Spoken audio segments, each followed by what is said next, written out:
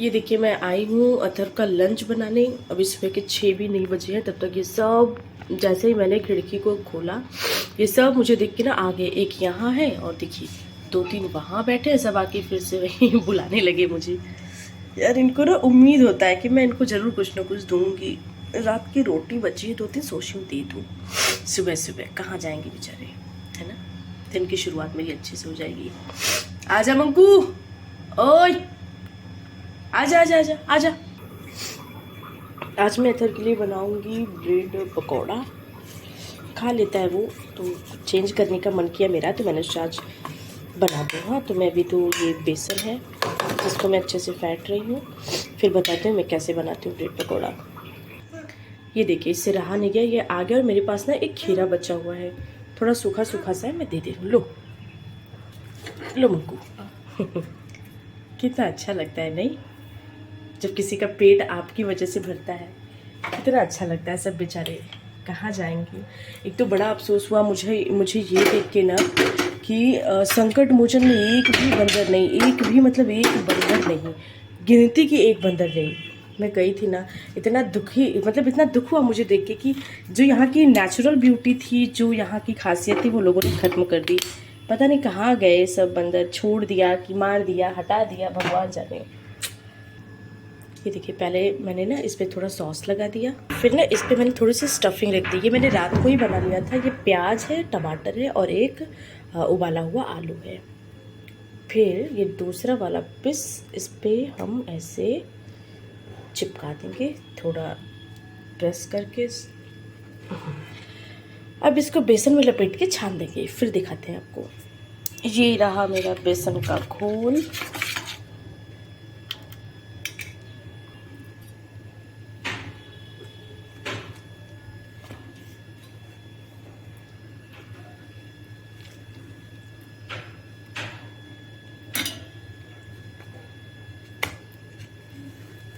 अभी गया ऑयल में।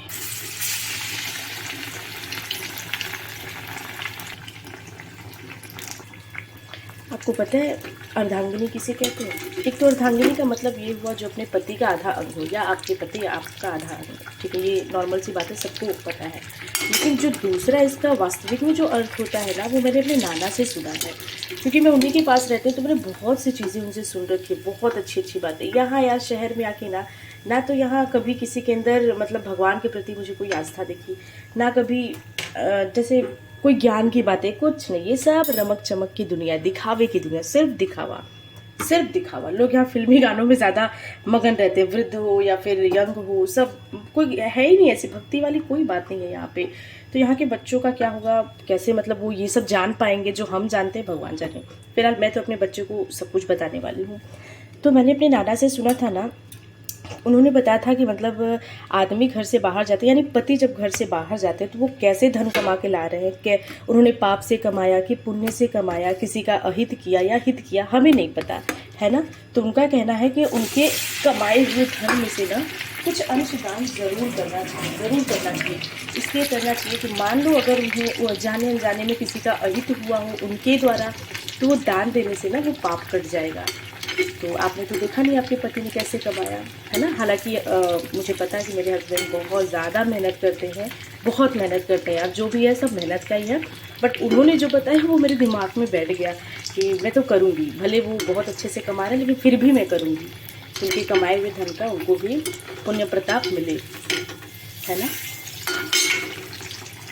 अच्छा, दूसरी बात, ये दान करने की प्रवृत्ति मन में इसलिए है क्योंकि मैंने बचपन से देखा है मेरे नाना के यहाँ। जैसा कि मेरे नाना एक पंडित थे, बहुत अच्छे पंडित है वो, और अक्सर शादी विवाह में या फिर कथा पूजा में जाते थे ना, तो उनको सिद्धा मिलता था। सिद्धा, पता नहीं आप समझ रहे हैं कि नहीं, सिद्धा का मतलब होता है दाल, चावल, आटा, हल्दी, नमक, ये सब इकट्ठा करके ना दान किया जाता है ब्राह्मणों को, तो उनको मिलता था। तो जब वो लेके आते थे तो मेरी नानी ना वो वाला कभी नहीं खाती थी जो वो लेके आते थे, वो हमेशा दान करती थी। जब मैं उनसे कहती थी कि मतलब इतना कुछ है तो फिर खरीदने की क्या ज़रूरत है, क्यों जो नहीं है वो खरीदती हो, है तो रखा। तो मेरी नानी कहती थी, एक वो कहावत कहती थी, भीख में भीख दे तीनों लोग जीत ले। मतलब भीख आया है और उसमें भी भीख दे दो ना, तो वो बहुत फलता है, बहुत फलता है। तो वहाँ से ना मैंने दान करना सीखा अपने नाना नानी के बीच में। मैंने जाना कि दान का महत्व क्या होता है, उसका क्या असर होता है हमारी लाइफ में। तो वहीं से ये चीज़ें है, मेरे खून में है ये कभी नहीं जा सकते। और आपको बता दूं, मुझसे भी भयंकर वाली दानी मेरी बहन है। मैं तो कुछ नहीं यार, तो एक रत्ती भर नहीं हूँ। वो तो इतना यार, इतना दान करती ना कि वो घूमने जाते तो ढेर सारा पैसा मतलब कॉइन रख के लेके जाती है कि कोई मिलेगा तो मैं 2-2 रुपये 5-5 रुपये देती फिरूंगी। सब उसको डांटते हैं, चिल्लाते हैं। वो लड़की सोई रहेगी, लेकिन अगर उसके कान में आवाज़ चला गया कि बाहर से कोई भीख मांग रहा है ना, उठ के दौड़ के भागती है कि कहीं कोई और ना दे दे, मुझे ही देना है। और उसका भाग्य देखे कि उसे वृंदावन धाम मिला। हाय रे, क्या नसीब है उसका। ये रख दिया मैंने चाय, ये बन गया मेरा ब्रेड पकौड़ा। अथर का लंच बॉक्स हो गया ready, the time of show. ये 2 रोटी मैंने घी लगा के रखा, एक अचार, बहुत दिनों हो गए थे इसको अचार दिए तो मांग रहा था, इसलिए मैंने एक अचार डाल दिया। ये थोड़ी सी आलू की सब्जी, अगेन वाटरमेलन, एक मिठाई, थोड़े से चोकोस। इसका बड़ा अच्छा यूज़ हुआ। यहाँ पे स्पून रहता है, मुझे नहीं लगता कि आज स्पून की ज़रूरत है, तो मैंने यहाँ पे ग्रेप्स डाल दिया। और अगेन ये जो मैंने सैंडविच बनाई था, स्टफिंग वाला सैंडविच। डन।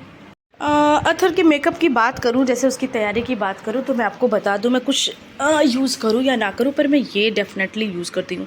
ये है ममा अर्थ का परफ्यूम, जो छोटे बच्चों के लिए डिज़ाइन किया गया है। बहुत ही परफेक्ट है। इसका फ्रेग्रेंस इतना माइल्ड है ना कि मैं आपको क्या बताऊँ, मतलब बहुत अच्छी खुशबू है यार, बहुत अच्छी। मुझे तो मन करता है कभी कभी मैं भी लगा लूँ, बट ये सिर्फ अथर और धान्या के लिए है। और एवरीडे मैं इसको ट्राई करती हूँ उसके यूनिफॉर्म पे, और अगर वो कहीं पार्टी वगैरह में जाता है, कहीं बाहर जाता है, तो भी मैं यूज़ करती हूँ। कि बच्चे हैं ना, उनके स्वेट स्मेल ना करे, इसकी वजह से कुछ लगाना पड़ता है। और अथर को वैसे भी पर्सनली अच्छा लगता है परफ्यूम लगाने।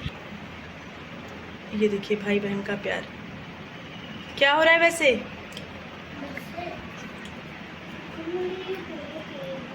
अरे अरे अथर खुश रहता है तो अपनी बहन को बहुत प्यार करता है, लाइक अ ममा। अरे बाप रे, मैं भी जरा देख लूँ। अरे राधे राधे रे दानिया, गुड मॉर्निंग। अच्छा अच्छा, अरे भाई रे भाई कब रोई थी तुम्हारे लिए? अभी कि मैं यहाँ नहीं था, दादी मम्मा नहीं, आप तो कमरे में थी, 2 दिन। तो तुम उठ के रो रही थी भैया के लिए? प्यार करती हूँ भैया को। अच्छा ठीक है, अब हो गया ना, अब चलो उठो। मम्मा ऋतु के बाल आ रहे हैं सब। ऋतु के बाल तो पहले से ही है।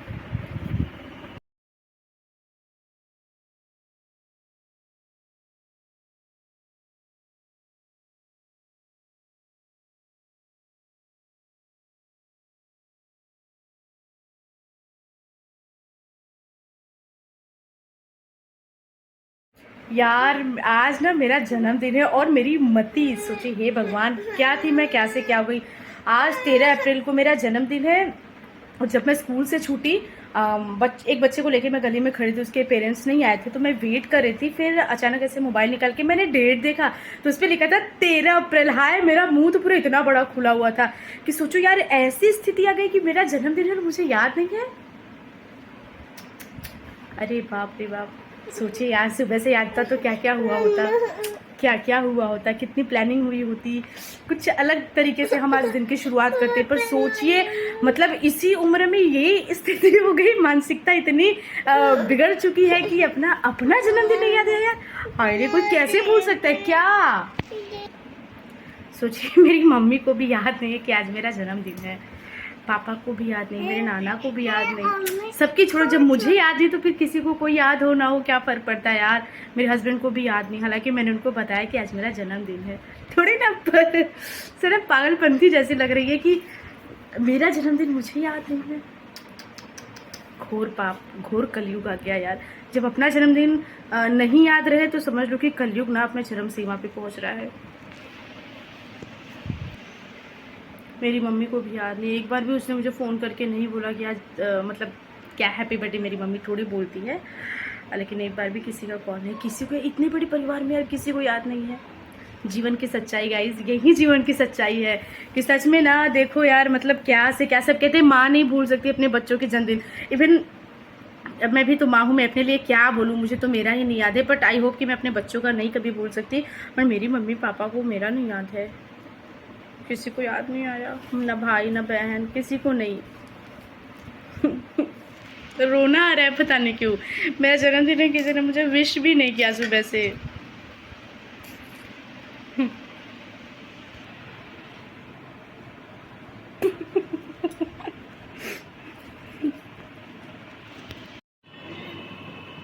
अभी भी नहीं किया,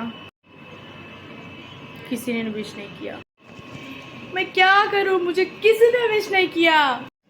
मैं अभी भी रेस्ट से उठी हूँ, थोड़ी आँख में कुछ प्रॉब्लम लग रही है, शायद मुझे जो काम हो गया, क्या समझ में नहीं आ रहा है मुझे। मैंने अपना बर्थडे सोच रही हूँ कि सेलिब्रेट करेंगे। बहुत लोगों ने मुझे विश किया, सबको पता हो गया है, मैंने हल्ला मचा दिया।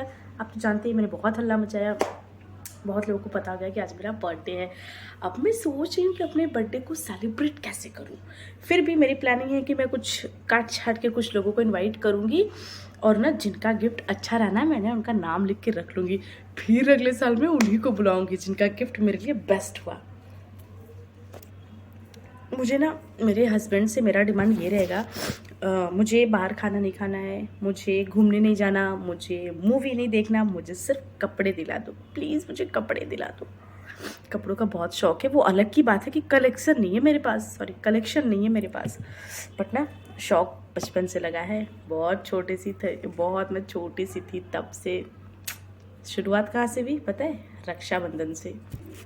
हे एक मिनट, एक चमत्कार दिखाती हूँ। अभी भी ना आप ऐसे देखिए, यकीन नहीं करेंगे, अभी भी मैं यहाँ खड़ी हूँ, कन्हैया को पानी पिला रही थी, क्योंकि शाम में ये जैसे हम लोग सो के उठते तो हम लोग कुछ खाते पीते ना, इनको भी मैं पिला रही थी। और आज सुबह मैंने उनको ये पहना था, ये कान का। सुबह से ये सही था, एक भी बार ये गिरा नहीं। और अभी जैसे ही मैं इनको पानी पिलाने गई ना, पहले एक कान का गिरा, फिर ये दूसरे कान का गिरा।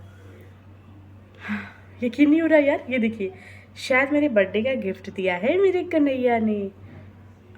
ये देखिए, ये मैं इनको पहनाई थी। अरे पहली बार ऐसा हुआ कि इनके कान का दोनों गिर गया। कैसे गिर गया यार, बड़ा शॉकिंग सा लग रहा है।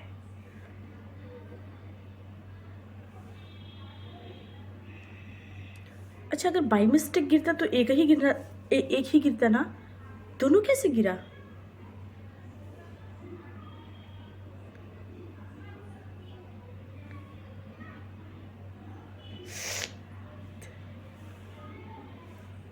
पता नहीं, मुझे लगता है मेरे बर्थडे का गिफ्ट मिला ये।